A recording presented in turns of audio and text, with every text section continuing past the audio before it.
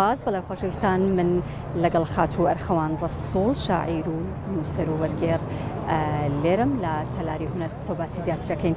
پرسیاری ئەوەم کرد گرنگی و بایەخی فستیڤاڵی گەلاوێژ لە چییە کە تۆ بۆ خۆت یەکێک بووی لە دەستەی دامەزرێنەرانی ئەم فستیڤاڵە؟ بەڵێ عەفو. فستیڤاڵی گەلاوێژ لەبەرەوەی کە بایەخەیە بە توانە گەنجەکان بەڵێ بەو نووسەرانی کە تازە دەستیان کردو بە نووسین ئەوانە کەیان بەشداریەکەن لە فستیڤاڵی گەلاوێژە و توانەکانیان دەرەخەن. خەڵکی زۆر بە توانای تایە کە دەرەکەون و خەڵات دەکرێن و ئەمەژە بێ بەهاندەری بوویان کە لە ئایندەدا نووسەری باشمان بۆ دروست بێ یا شاعیرێکی باشمان بۆ دروست بێ. ئەم لایەنەی فستیڤاڵی گەلاوێژ زۆر جێبایەخە چونکە بەڕاستی خەڵک زۆر بە پەرۆشەوە بۆیەن و بەشدارێکی زۆری هەیە لە بواری شعر، لە بواری چیرۆک، لە بواری لێکۆڵینەوە توانە تازەکان دەرەخا و خەڵکی باش ئەدۆزێتەوە. یعنی ئەمە ئیشێکی زۆر باشە زۆر باشە. وەکو ئاماژەم پێکردو بۆ خۆت یەکێک بووی لە دەستەی دامەزرێنەرانی فستیڤاڵی گەلاوێژ لەو کاتەوە کە 25 ساڵە بە بەردەوامی کارەکات. دیارترین خاڵەکان یاخود خاڵی جەوهەری کە زۆر زۆر گرنگە لەم فستیڤاڵەیە چییە؟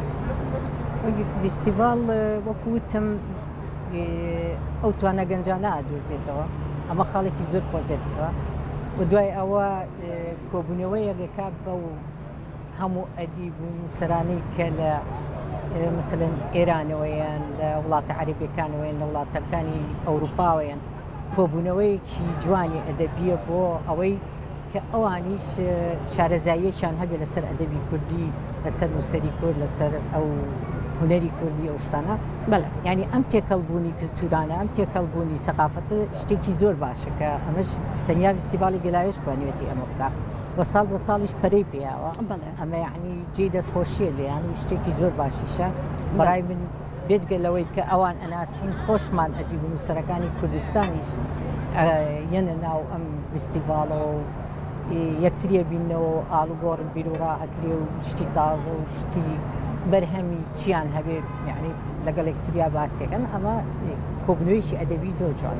بەڵێ 25 ساڵە ئەم فستیڤاڵە بوونی هەیە لە ساڵی 1990ەوە پێما بێ ئەم فستیڤاڵە دەستی بە کارەکانی کردووە. لەو کاتەوە تا ئێستا گۆڕانکاریەکان کە تۆ ئەمڕۆ ئامادە بووی لە 25 هەمین فستیڤاڵی نێودەوڵەتی گەلاوێژە، جیاوازیەکان چییە؟ چی نوێ ئەبینیت؟ بە فستیڤاڵی گەلاوێژ هەموو ساڵێ گۆڕانکاری کردو، هەموو ساڵێ بڕگەی تازی خستۆتە ناو فستیڤاڵە. بەڵێ ئەوەڵ کەرەت زۆر سادە و ساکار بوو، مەسەلەن هەر تەنها بەشداریەکی کەم بوو، خەڵاتی نەبوو، دوای خەڵاتیان دانا، دوای ئەوە بڵێن هەر بۆ خۆمان بوو، بۆ کوردستان بوو، بەڵام دوای ئەوە هاتن وڵاتەکانی کەشیان تیا بەشدار کرد، عەرەبیان تێهێنا، مەسەلەن فارسیان هێنا، ئەوروپیان هێنا. ئەمانە ساڵ بە ساڵ گۆڕانکاری بەسەرهات. اینجا ئەم ساڵ لە ساڵانی کەش جیاوازترە. ئەم ساڵەکو منەی بینم زیاتر بایەخیان بە هونەری ژاوە، بە هونەری میوزیک، بە هونەری شێعرکاری، هەر لە ئەدەبیەکانەوە ئەستاوەتەوە چونکە جاران بەس ئەدەبی بوو، بەڵام ئێستا بۆ بە ئەدەبی و هونەری ڕووناکبیری زۆر لایەنیتری گرتوتەوە. ئەمە ینی پێشکەوتنێکی دیار و بەرچاوە بوو. زۆر باشە. تۆ ئەمڕۆ یەکێک بوویت لەو کەسایەتیانەی کە خەڵاتی زیوینی ئەم فستیڤاڵەت پێبەخشراوە. هەستی تۆ چییە وەکو خانمێک؟ بێگومان هەموو کەسێک کە ئیشەکە یا کە بەرهەمێکی هەیە پێی خۆشەکە ڕێز لەو بەرهەمەی بگیرێ یا ڕێز لەو ئیشکردنەی بگیرێ، تەقدیر بکرێت.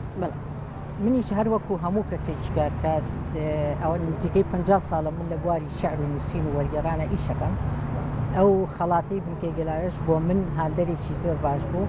ئەنی هەستم کرد کە ئەو ڕەنجەی چەند ساڵە یاومە بە فیڕۆ نەڕۆیشتووە، کەسانێکن کە ڕێزی ئەگرن، کەسانێکن کە تەقدیریەکەن و دەستخۆشیم لێەکەن، جێگەی شانازیمە. دەستەکانت خۆش بێ. تۆ وەکو خانمێک چەندێک با بڵێن ئەم فستیڤاڵە گرنگیاوە بە بەرهەمەکانی خانمان یاخود تا چەندێک تەوەر و دیبەیتی تایبەتی ساز کردو بۆ خانمان؟ وەڵا ئەوەنەی من ئاگادار بم هەموو ساڵێک ژن بەشی تایبەتیان هەبوو لە بەشداریە، چوەکو شاعیر، چۆکو چیرۆکنووس، ئەمانە یعنی دەورێکی باشیان هەبووە و هاتوونەتە ناوە و بایەخی زۆریشان پێراوە. یعنی جیاوازی نەکراوە بڵێن لە بینی ئەوەی بڵێن ئەم ئەدیبە ژنە یا پیاوە یا چییە بە پێی تواناکانی خۆیان ژنیش ینی ژنی باش دەرکەوتە لەم بارە. بڵێ ئەتوانین بڵین ئەم فستیڤالە یاخود خەڵاتەکانی ناو ئەم فستیڤالە کە لە کۆتاییە ئەبەخشرێت وەک هەلێکە بۆ ئەو کەسانەی کە بواری ناساندنیان نییە یاخود بواری ئەوان نییە کە بەرهەمەکانیان بڵاو ببێتەوە بە شێوەیەکی گشتی.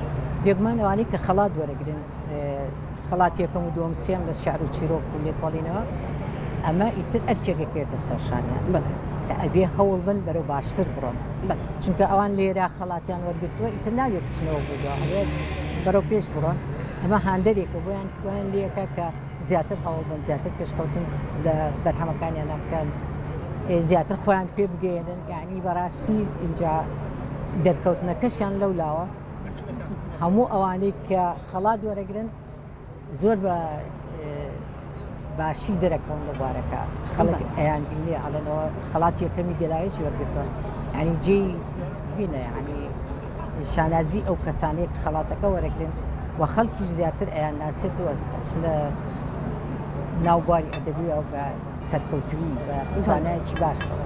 بڵێ بێگومان یەکێک لەو خاڵانەی کە زۆر گرنگە لەم فستیڤالەیە ئازادی دەربڕینە لە ئێستایان نووسەران و ڕخنەگران و چیرۆک نووسان ئەتوانن بە ئازادی تعبیر یاخود بابەتەکانی خۆیان هەم بخوێنەوە هەم گوێش بگرن کە ڕەنگە لە سەردەمانێکدا ئەوە زۆر قرس بوو بێ ڕەنگە تۆ بۆ خۆت یەکێک بووبیت لەو کەسانەی یاخود لەو نووسەرانەی کە بەرهەمەکانت یاخود ڕەچاوی ئەوەت کردبێ کە بەرهەمەکانت سانسۆری لەسەر ئەمە تا چەندێک گرنگە. ئەوەنەی من لە بنکەی گەلاوێش بووم ئەوەنەی من ئاگاداری بووم هیچ سانسۆرێک لەسەر هیچ بەرهەمێک بڵێ ینی خەڵک بە ئازادی خۆیان شتیان نووسیوە شتەکانیان قوبول کراوە بە ئازادی قسەیان کردووە کەس ینی هیچ تووشی گێرە و کێشە و بەزەن شتێک نەبوون لەسەر ئازادی دەربڕینی ڕای خۆیان جاریوە هەبووە ڕای زۆر توندیشیان دەربڕیوە بەڵام هەر لیان قوبول کراوە ئیتر هەموو جۆرە بیرۆ جیاوازەکانەوە بەشداری کراوە لەناو فستیڤالە ینی کەس جیاوازی لەگەڵ ئەوە نەکراوە لەگەڵ کەسێکا بۆ کەسێککە لەسەر جیاوازی بیرۆڕا سەرجیاوازی مەسەلەن ئەمە لەم حیزبێ یا لەو حیزبە نییە ئەو شتانە نەبووە بۆ بەرهەمەکانیش هیچ سانسۆرێکی لەسەر نەبووە تەنها تەقیمێکە بۆ بەرهەمەکان کراوە ئەوەی بەرهەمەکان جوان بوو بن بەرهەمەکان باش بوو بن بەرهەمەکان نوێ بن مەسەلەن شێوازی نوێی نووسینی تیاابێ شتێ لێ بابەتانە ئیتر هیچ ڕێگریەکی تر نەبوو. دەستەکانت خۆش بێ زۆر سپاس بۆ خاتوو ئەرخەوان ڕەسوڵ شاعیر و چیرۆک نووسوەرگێڕ سپاس کە لەگەڵ زۆر سپاس.